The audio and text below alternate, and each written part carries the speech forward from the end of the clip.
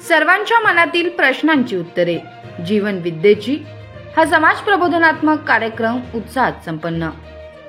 जिल्हा परिषद शाळा खोतवस्ती थबडेवाडी तालुका कवठे महाकाळ या ठिकाणी दिनांक 4 मे 2025 रोजी सायंकाळी 6 वाजता सद्गुरू श्री वामनराव पै यांचे सतशिष्य व जीवन विद्या मिशनचे माजी अध्यक्ष नंदादीप नेत्रालयाचे संस्थापक डॉक्टर दिलीप पटवर्धन यांचा मुलाखतीवर आधारित सर्वांच्या मनातील प्रश्नांची उत्तरे, जीवन विद्येची हा समाज प्रबोधनात्मक कार्यक्रम मोठ्या उत्साहात संपन्न झाला. जीवन विद्या मिशनच्या अभ्यासू नामधारिका सौ तृप्ती दळवी यांनी डॉक्टर दिलीप पटवर्धन यांच्या घेतलेल्या मुलाखतीमधून सर्वसामान्यांच्या मनात येणाऱ्या प्रश्नांची उत्तरे उपस्थितांना मिळाली. जीवन विद्या मिशनचे नामधारक खंडू गेंड आणि त्यांच्या सुविद्य पत्नी उमा गेंड यांच्या मार्गदर्शनाखाली ज्ञानसाधना केंद्र मिरज अंतर्गत उपकेंद्र थबडेवाडी यांच्या वतीने सदर कार्यक्रमाचे आयोजन करण्यात आले होते. यावेळी डॉक्टर पटवर्धन यांनी आपल्या खास शैलीमध्ये दळवी मॅडम यांच्या प्रश्नांना दिलखुलासपणे उत्तरे देऊन कार्यक्रमास रंगत आणली. या कार्यक्रमाच्या अध्यक्षस्थानी प्रसिद्ध स्त्रीरोग व प्रसूतीशास्त्र तज्ञ डॉक्टर शरद कोरे हे होते. यावेळी डॉक्टर माधवी दिलीप पटवर्धन, डॉक्टर प्रदीप कोरे, पुणे येथील आस इंडस्ट्रीजचे चेअरमन नेताजी पाटील, लोणारी समाज कवठे महाकाळचे अध्यक्ष सदाशिव दोडमिशे, चेअरमन संभाजी बजबळे, जीवन संदेश वृत्तपत्राचे संपादक सुधाकर पाटील, मिरज शाखेचे माजी अध्यक्ष ॲडव्होकेट अण्णासाहेब पुजारी पाटील, युवा नामधारक व कोर्स समन्वयक आदित्य सूर्यवंशी, उमाकांत कोरे, सुनील साळुंके, डॉक्टर सुभाष पाटील यांच्यासह परिसरातील नामधारक मोठ्या संख्येने उपस्थित होते. इथे गेंड सरांनी सांगितले त्यावरून आपल्याला कळतं की डॉक्टर म्हणजे काही साधं सुद्धा व्यक्तिमत्व नाहीये. डॉक्टरांचा परिचय देणं हे थोडक्यात ही शक्य नाहीये. खूप मोठी अशी कामगिरी डॉक्टरांची आहे आणि याचा सगळ्याचा जो मागे सपोर्ट आहे तो जीवन विद्येचा आहे. तर त्यातून डॉक्टरांचं व्यक्तिमत्व घडलेलं आहे.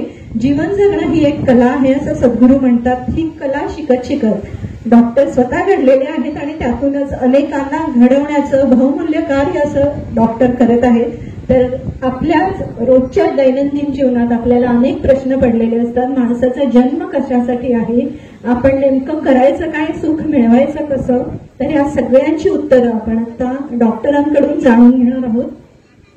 म्हणजे नक्कीच सायन्स बेस आहे, विज्ञान शिकलेले आहेत. तर विज्ञान आणि अध्यात्म हे काही जमत नाही असं आपण समाजात बघतो.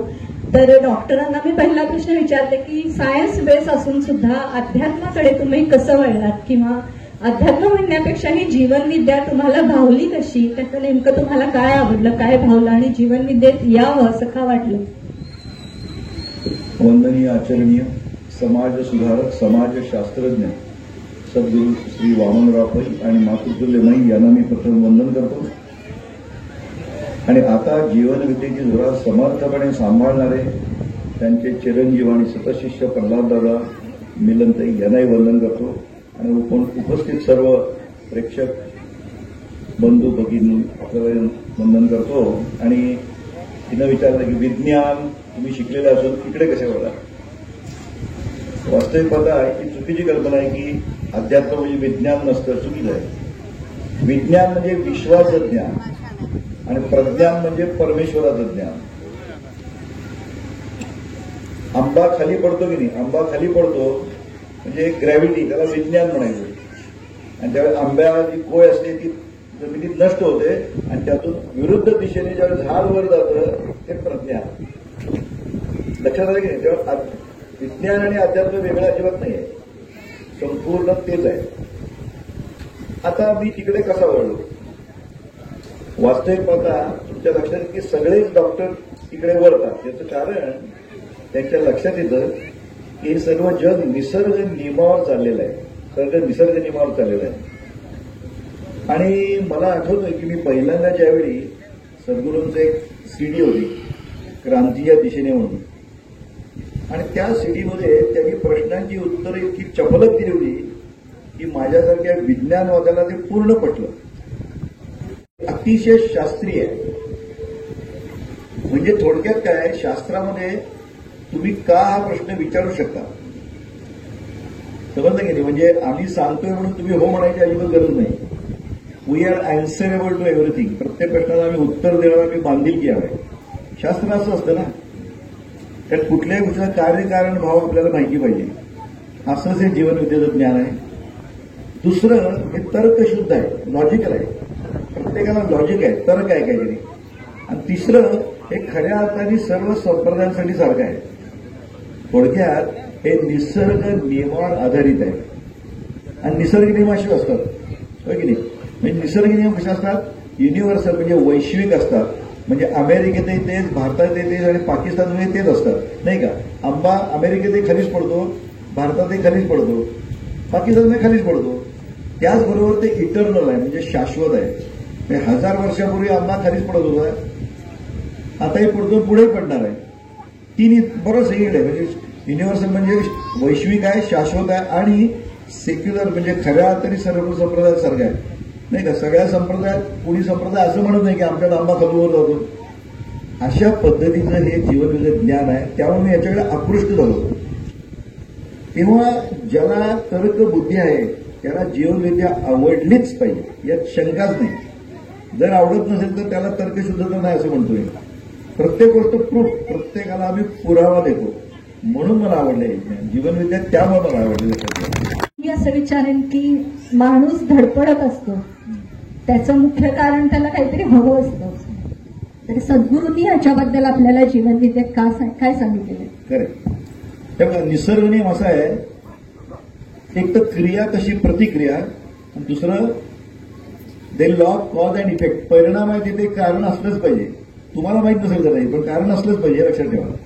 थोडक्यात मगाशी पहिल्यांदा तू म्हणालीस की माणसाचा जन्म कशासाठी आहे?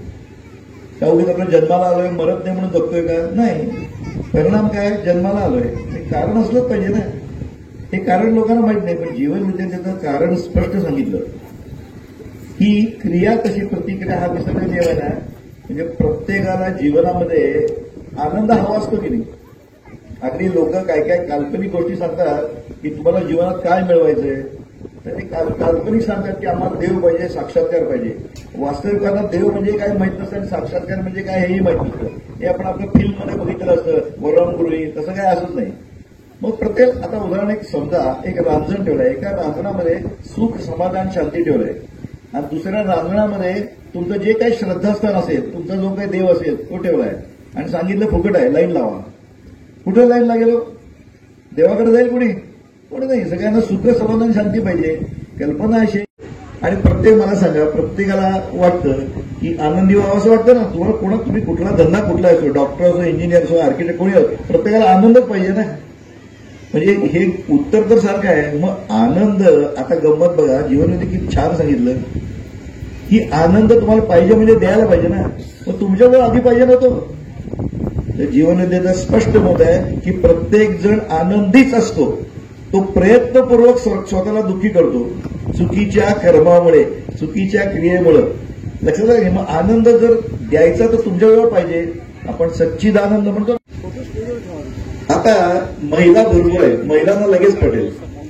लहान मुलं असतं की 6-7 महिन्याचं असतं ना, ते दिवसातनं 250 ते 300 वेळा हसतं की नाही? स्माईल किंवा हसतं. रडतं केव्हा? भूक लागली तर रडतं, काही दुःख काही तर रडत नाही अजिबात. त्याला ते स्वतः उगीच काय असेल ते. पुन्हा परिणाम काय? हसतं. कारण असलं पाहिजे ना. त्याचं कारण असं आहे की हा आनंद आहे ना, हा स्फुरत रूप आहे आतमध्ये, फाउंटन ऑफ ए जॉय. आणि त्याची ते लहान मूल अनुभूती घेत असतं, म्हणून ते हसत असतं. त्याला काय कोण जोक सांगतं काय? 6 महिन्यामध्ये नाही ना. मग काय असतं ते? त्याचं कारण असं आहे, आतला आनंद अनुभूती घेतो, ते हसत असतो. बघा, सगळे संतांच्या चेहऱ्यावर स्माईल असतं की नाही?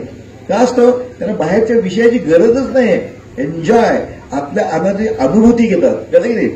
आता आणखी तुम्हाला उदाहरण देऊन सांगतो की काही जण म्हणतात, असं सांगितलं, काय सांगताय म्हणा, कुणीतरी चांगला जोक सांगितला की आनंद होतो की आम्हाला. कोणी म्हणत आणि चांगलं गाणं लागलं की आनंद होतो की? होतो ना. नाही कसं? उत्तम जेवण झालं आनंद होतो, नक्की होतं. पण हे सगळे आनंद तात्कालिक असतात. जेवण संपलं, आनंद संपला. गाणं संपलं, आनंद संपला. जोक संपला, आनंद संपला, हो की नाही?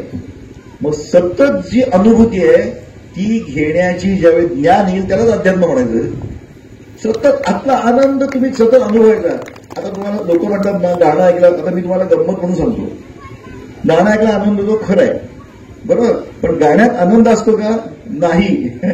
तुम्ही काय सांगताय? आता आमच्या काळात आम्ही मोहम्मद रफी, किशोर कुमार ऐकायचो. आजकालची तरुण पिढीला अरिजित सिंग आवडतो, नाही का, अरिजित सिंग आवडतो, धरून चला की तुम्हाला एक बक्षीस लागलंय कुठेतरी, बरं का, आणि त्या बक्षिसात काय होतं की अरिजित सिंग त्याचा ऑर्केस्ट्रा घेऊन येणार. विचार करा, असं बसलाय तुम्ही तुमच्या घरासमोर, कल्पना करायला काय हरकत आहे, त्याला काही पैसे पडत नाहीत, बरोबर आहे. अरिजित सिंगला ऑर्केस्ट्रा आला आणि समोरून बसला आणि म्हणाला आपकी फरमाईश बोलो. तुम्ही सांगितलं कुठलं आवडीचं गाणं सांगितलं आणि तो गायला, आनंद झाला की नाही, जबरदस्त आनंद झाला, शंकाच नाही, आनंद झाला, बरोबर आहे ना. तो म्हणा अरिजित सिंगच्या गाण्यात आनंद आहे, नाही सिद्ध करू आपण. ओके, मग अरिजित सिंगला वाटलं अरे वा याला हे गाणं फार आवडतंय, त्यांनी पुन्हा एकदा गायला, आपण वन समोर म्हणतो ना, तर पुन्हा गायला, आनंद झाला पण थोडा कमी झाला, नाही काय. ज्यावेळी तो पाचव्यांदा तेच गाणं म्हणायला लागेल तुमच्या समोर ऑर्केस्ट्रा सगळं, तुम्ही काय म्हणा अरिजित सिंगला आप घर जाओ म्हणजे काम आहे, बरोबर. म्हणजे पाचव्यांदा जर गाणं म्हणतो तेव्हा तुम्हाला आनंद होत नाही, का बरं होत नाही. याचं कारण पहिल्यांदा ज्यावेळी ते गाणं म्हणतो त्यावेळी तुमचा आतला आनंद जागृत होतो, फाउंटन ऑफ जॉय, त्याची तुम्ही अनुभूती घेता म्हणून आनंद होतो, कळलं. पाचव्यांदा म्हटल्यावर येत नाही अनुभूती, मग येत नाही आनंद. ह्यानंतर अहंकाराचं प्रमाणही वाढत जातं जशा डिग्री वाढतात. तर याबद्दल तुम्ही काय सांगाल आणि तुमचा अनुभव काही असेल तर शेअर करा. सांगतो. आता दुःख का निर्माण होत सांगतो, अगदी सोप्या सोप्या गोष्टी. एक तर तुम्ही वर्तमान काळात जगतच नाही, कळलं की नाही. म्हणजे एक तर भूतकाळाचं चुकीचं चिंतन आणि भविष्यकाळाचं अनाठाई चिंता, कळलं की नाही. लंबक असतो, लंबक, भूतकाळापासून भविष्यकाळ, म्हणजे मध्ये वर्तमान काळात तुम्ही जगतच नाही. म्हणजे भूतकाळाचं चुकीचं चिंतन का, समजा एखाद्याने तुम्हाला चांगली 4 वेळा मदत केली आहे आणि एकदा काहीतरी गैरसमज झालाय, तर तुम्ही लक्षात काय ठेवतो, 4 वेळा चांगल्या लक्षात ठेवत नाही, एकदा चुकलेलं लक्षात ठेवता, म्हणजे चुकीचं चिंतन. आणि भविष्यकाळची अनाठाई चिंता, म्हणून भूतकाळाला काय म्हणतात म्हणजे पास्ट गिव्हज यू टीअर्स, म्हणजे भूतकाळ तुमच्यात अश्रू निर्माण करतो, का चुकीचं चिंतन करता. आणि भविष्यकाळ काय म्हणतात future gives you fear, fear म्हणजे भीती म्हणतो ना. फिअरचा फुल फॉर्म काय माहिती का, FEAR, false estimate of actual reality. म्हणून असं म्हणतात devil is not terror as is painted. तुम्ही कल्पना करता इतकं काही भविष्यकाळ वाईट नसतं, त्याच्या उगीच चिंता करता तुम्ही. प्रेझेंट म्हणजे गिफ्ट म्हणतो ना, प्रेझेंटला पण ती गिफ्ट घेतच नाही तुम्ही, प्रेझेंट टेन्सवर राहतच नाही, वर्तमानात राहत नाही तुम्ही. बघा आता तुम्हाला गंमत सांगतो, वर्तमान काळात राहणं म्हणजे काय मी तुम्हाला गमतीशीर सांगतो. आता लहान मुलं असतात नाही, 2-3 वर्ष समजा इथं मुलगा आहे, त्याचा मजेत बागडत असतो का, त्याला भूतकाळ नसतोच, बरोबर की नाही. आणि भविष्यकाळची चिंताही नसते त्याला, तो खरा म्हणून तो आनंदी असतो. म्हणून आपल्या कवीनं म्हणलंय ना, लहानपण देगा देवा मुंगी साखरे जळवा. तुम्ही मोठं वयाने झाला तरी लहानासारखं राहायला पाहिजे, प्रेझेंट टेन्स. आता प्रेझेंट टेन्स मध्ये तुम्हाला गमतीशीर गंमत सांगतो. कसं आपण भूतकाळाच्या जुन्या गोष्टी उकरून काढतो, जे गमतीशीर एक प्रसंग सांगतो. तर एक काय होतं, एक मधुराईन माणूस आला आणि एअरपोर्टवरती उतरला, मुंबई एअरपोर्टवर उतरला, बरं. आणि तुम्हाला सांगतो त्यांनी पत्ता सांगितला, त्या नातेवाईकाकडे जायचं होतं, पत्ता सांगितलं त्यांनी, आणि टॅक्सीवाल्याने टॅक्सी निघाली, त्या पत्त्याला निघाल जायला. मग ते जाताना ते एकदम लक्षात आलं, आपण इतक्या दिवसांनी आपल्या नातेवाईकाकडे जातोय तर आपण काहीतरी मिठाई घेऊन गेली पाहिजे, नाही का. आपण कोण असं जात नाही ना मोकळ्या हाताने. मग त्यांनी काय केलं, तो जो टॅक्सीवाला ड्रायव्हर होता त्याच्या खांद्यावरची हात मारला, खांद्यावर लक्ष वेधण्यासाठी थाप मारली आणि म्हटलं असं कर, जर मिठाईचं दुकान दिसलं तर तिथं थांबव, मी उतरतो, मिठाई घेतो, मग पुढे जाऊया. पण एक विलक्षण घटना घडली, फारच भयानक घटना. काय झालं माहिती का, त्यांनी खांद्यावर हात मारल्यावर तो टॅक्सी ड्रायव्हर थरथर कापा लागला, घाम फुटला त्याला, ते स्टिअरिंग असं हालायला लागलं. त्याला इतकं म्हणजे एकतर अपराधीपणाची भावना निर्माण झाली, आपण हात मारून जर लक्ष वेधायला नको होतं असं त्याला वाटलं ना. सॉरी म्हटला. ती जर कडेला गाडी लावली डावीकडे, थांबला आणि खांब पुसायला लागला. मग हा जो म्हटला कस्टमर म्हटला सॉरी म्हटला, मी तुमच्या खांद्याला मला असं करायला नको होतं, मला तेवढं माफ करा. तो टॅक्सीवाला म्हटला साहेब तुमची काही चूक नाही. अरे चूक नाही, मग असं काय झालं, तुला काय हार्ट अटॅक आला, नाही काय झालं नाही म्हटला, पण तुमची काही चूक नाही. अरे मग काय असं काय झालं, मग त्यांनी कारण सांगितलं. कारण आहे कधी, तो काय म्हणला, काल रात्री 8 वाजेपर्यंत गेली 26 वर्ष मी मोठी लॉरी चालवतोय, आज पहिल्यांदा छोटी टॅक्सी चालवतोय. पण यात म्हणलं यात काय विशेष आहे, तू पहिल्यांदा छान चालवत होतास की, पहिले तर चांगली चालवत होता आणि मोठी आणि काय त्यात फरक आहे, मग असं काय झालं. नाही म्हटलं त्यात सुद्धा तुमची काही चूक नाहीये. अरे मग काय झालं, मग तरी काय सांगितलं, तो म्हणला काय झालं माहितीये का, काल रात्री 8 वाजेपर्यंत गेली 26 वर्ष मी जी मोठी लॉरी चालवत होतो ना, त्यात फक्त प्रेतच होती, डेड बॉडीज होत्या. मग खानदार काय होईल? असा माणूस भूतकाळातली प्रेत, चुकीच्या आठवणी, चुकीच्या हे सगळं उकरून काढतो आणि वर्तमान काळ खराब करतो. गुरूंनी आपल्या सांगितलेलं आहे, शहाणपण देगा देवा. आणि प्रल्हाद दादा यावर म्हणतात, लहानपणापासूनच शहाणपण देगा देवा. तर हे शहाणपण आपल्याला मिळत जातं जीवनविद्येतून, आणि त्यासाठी जीवनविद्येचा अभ्यास आणि त्याची जी गोडी आहे ते आपल्याला लागणं खूप महत्वाचं आहे. आपला जन्म सुखासाठी, आनंदासाठी आहे असं आपण आता म्हणजे बघितलं, पण तरीही लोक न कळत, म्हणजे सुख कुठं आहे हे त्यांना माहिती नाहीये, तर समाजातील बरेचसे लोक कर्मकांड करतात, तीर्थयात्रा करतात, बळी देतात, अंगारे धुपारे हे सगळं चालू असतं. आणि आपल्याला काय वाटतं, यातून खरंच आनंद, सुख मिळत असेल का? जीवनविद्या काय सांगते? खरं सांगायचं, जे अंगारे दुपारे बुक्का देतात ना, अजिबात नाही. गुरु तेथे ज्ञान, ज्ञानी आत्मदर्शन, दर्शनी समाधान. जे ज्ञान देतात ते गुरु, लक्षात ठेवा. आणि ज्ञान म्हणजेच देव, ज्ञानदेव म्हणतो. एक लक्षात ठेवा, आपले सगळे संत सायंटिस्ट होते, सायंटिस्ट. प्रूव्ह करून दाखवा तुम्हाला. म्हणजे आपले इतकी लोक गाढव आहेत, त्या संत तुकारामाला डोक्यावर घेऊन नाचतात, पण संत तुकाराम सांगतो ते विसरतात ना. मला सांगा, किती लोक तीर्थयात्रा करतात, अनवाणी करतात, म्हणे उलटे चालत जातात. मूर्खपणा जगात भरलेला आहे, कळलं की नाही? उपास करतात, कळलं की नाही? तुकारामाने काय सांगितलं, किती सांगितलं अभंगात, स्वच्छ सांगितलं किती वर्षापूर्वी. नको सोडू अन्न, नको सेवू वन, चिंती नारायण. ईश्वराचं चिंतन कर रे, कळलं की नाही? आणि हे सगळे फिरतात, सगळे तीर्थयात्रा. जराची गरज नाही, ईश्वर आतच आहे. पण आनंद म्हणजे ईश्वर ना, सच्चिदानंद पाहिजे, आनंद स्वरूप आहे ईश्वर आपला. ते म्हणून आपले सगळे संत कुठलीही अंधश्रद्धा सांगत नाहीत, पण त्यांना कळत नाही. आम्ही म्हणतो संतांचा अपमान करता तुम्ही, कळलं की नाही?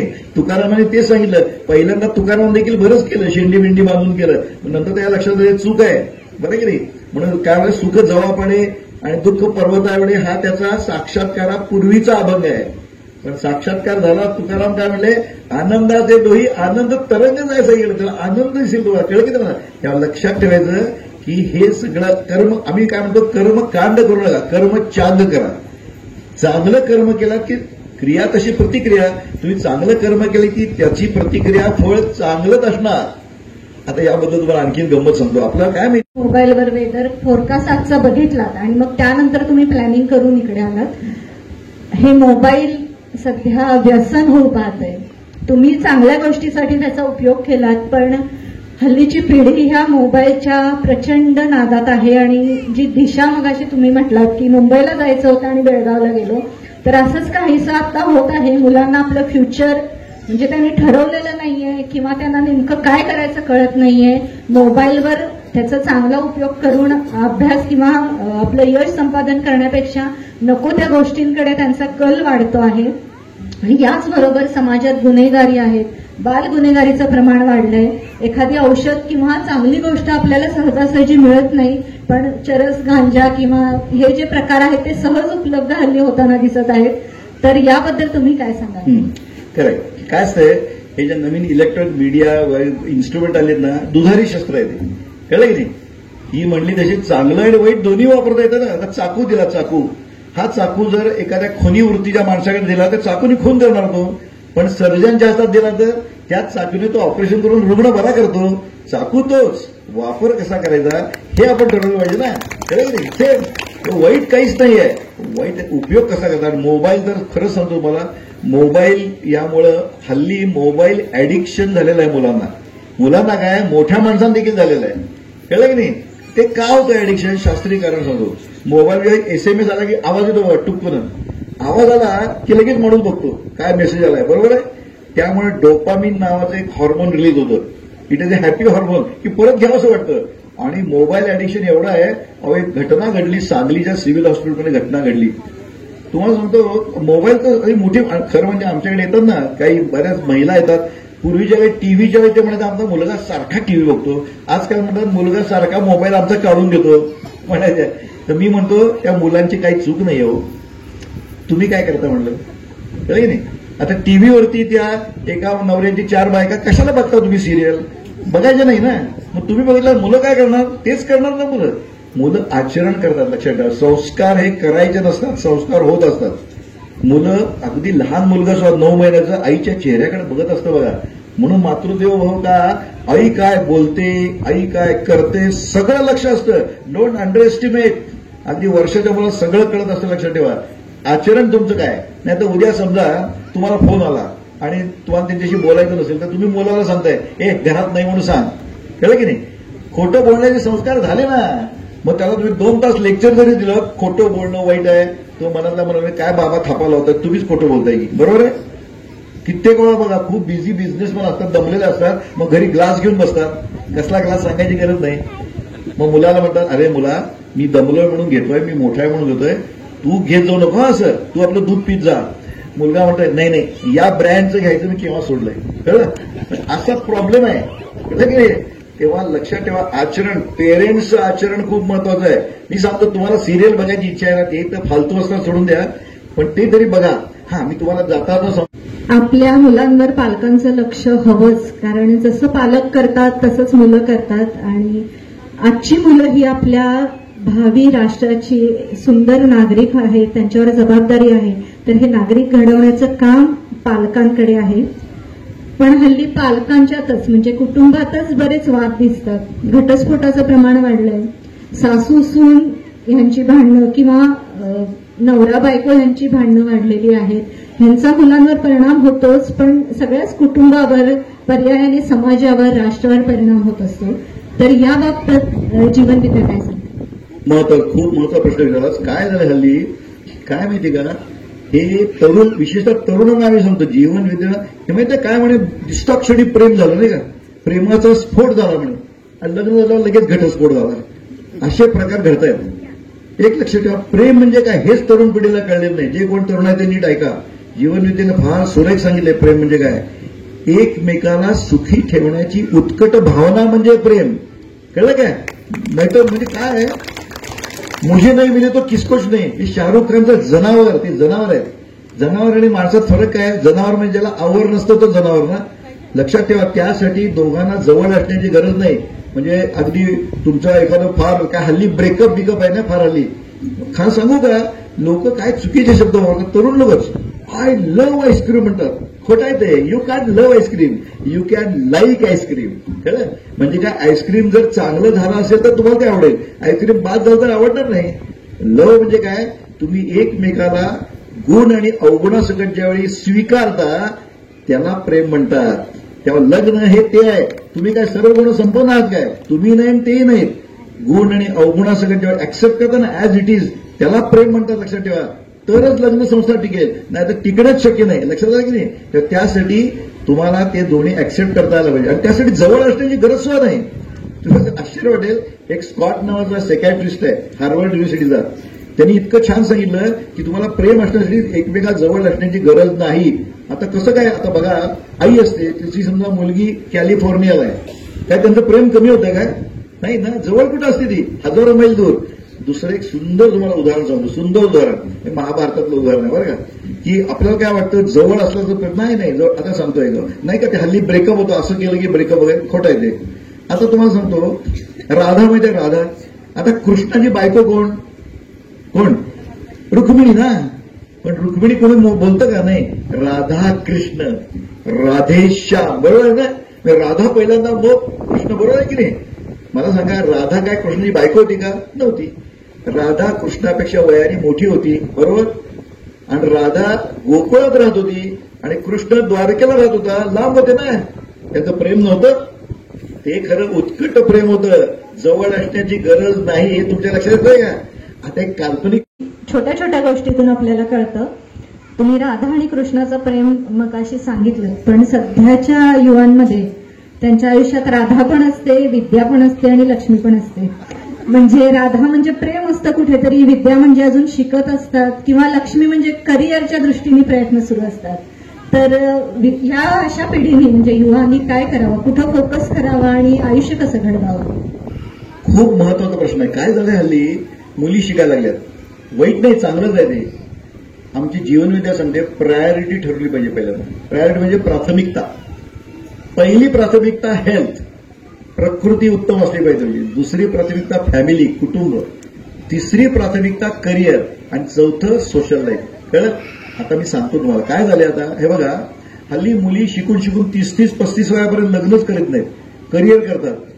नंतर लग्न एकतर होत नाहीत कारण त्यांची संपली असते कारकीर्द, नाही का.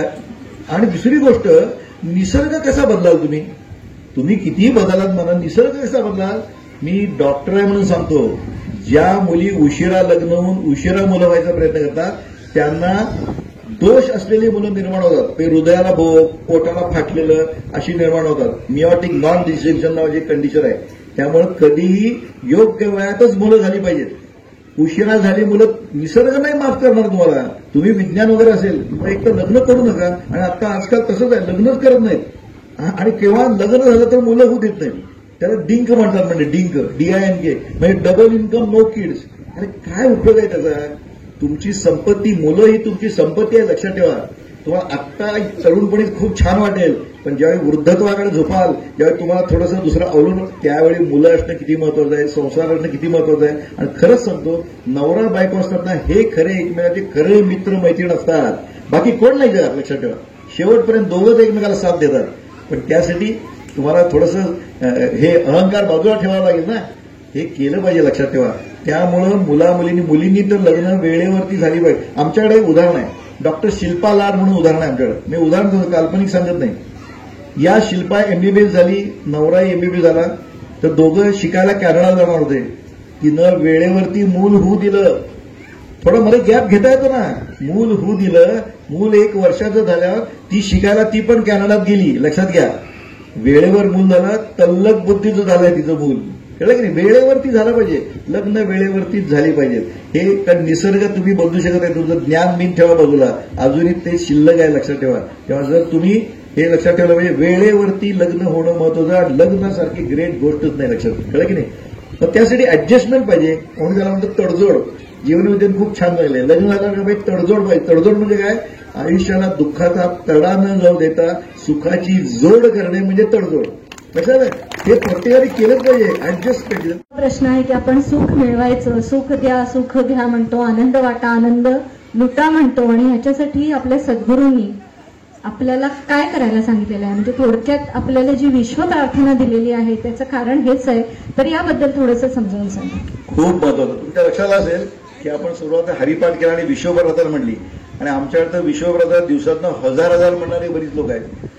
मग काही स्केप्टिकल आहे, असं प्रार्थना म्हणून कुठे काय होतंय काय म्हणतात ना, पण स्वतः करत नाही. तो प्रॉब्लेम काय, करत नाहीत. आता विश्वप्रार्थना तुम्हाला मी महत्व सांगणार. विश्वप्रार्थना किती महत्वाची आहे याचं शास्त्रीय कारण सांगणार. मी डॉक्टर म्हणतोय, उगीच म्हणा म्हणून सांगणार नाही, कारण सांगतो तुम्हाला. आता विश्वप्रार्थना काय हो, सुंदर विचारांची खाण आहे की नाही. त्यात फक्त सकारात्मक आणि सहकारात्मक विचार आहे, बरोबर. आणि माझं नाही म्हणत, सर्वांना. बघा ना, विश्वप्रार्थनेत सर्वांना शब्द कॉमन आहे ना, सर्वांना. आणि जो सर्वांचा विचार करतो त्याचा सर्वजण विचार करतात. तुम्ही फक्त स्वतःचा विचार करता, तुमचा कोणी विचार करणार नाही. सिंपल आहे, क्रिया तशी प्रतिक्रिया. मग आता ह्याचा सायंटिफिक कारण काय, विश्वप्रार्थना का म्हणायचं. मी कॉलेजमध्ये जातो, मुलांना समजावून सांगावं लागतं. मी म्हणा म्हणतील का ते नाही म्हणत. आता तुम्हाला मी शास्त्रीय विश्लेषण करून सांगतो. एक लक्षात ठेवा, विश्वप्रार्थनेने काय होतं, सकारात्मक स्पंदनं जगभर पसरतात की नाही.